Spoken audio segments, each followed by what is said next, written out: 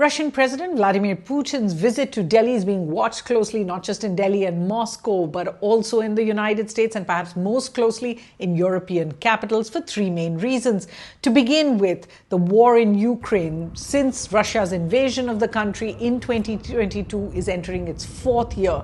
There's a peace proposal from the US, and any comment Putin makes during his visit to Delhi will be important. Second, in January, Delhi will see the visits of German Chancellor Merz, as well as later for Republic Day, the EU's top leadership, von der Leyen and Costa. And third, an FTA, free trade agreement with the US, as well as one with the European Union, both in final stages. And anything said in this visit could perhaps delay or derail some part of it. As a result, the Modi government really has a very tough and possibly awkward balance to maintain during this visit. Let's just take a look at what are expected to be some of the big outcomes. Obviously, the optics of the visit, Prime Minister Modi and President Putin coming together is a big optic.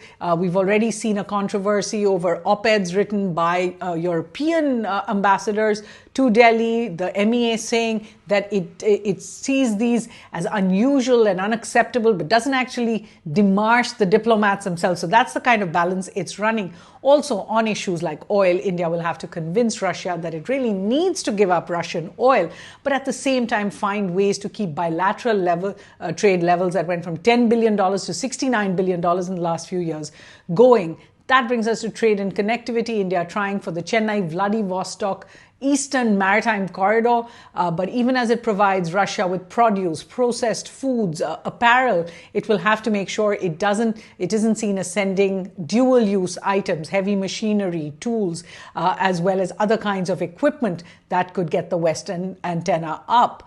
The big billing is being given to the labor mobility agreement. Again here, a 3 million jobs shortage of manpower in Russia that India would love to send Indian labor too, but at the end of the day, the question that they should not also be seen as becoming part of the war effort there. And finally, any deal on defense will be watched very closely. It's the largest part of bilateral relations, and post-Operation Sindoor, India needs more aircraft, drones, air defense systems, missiles.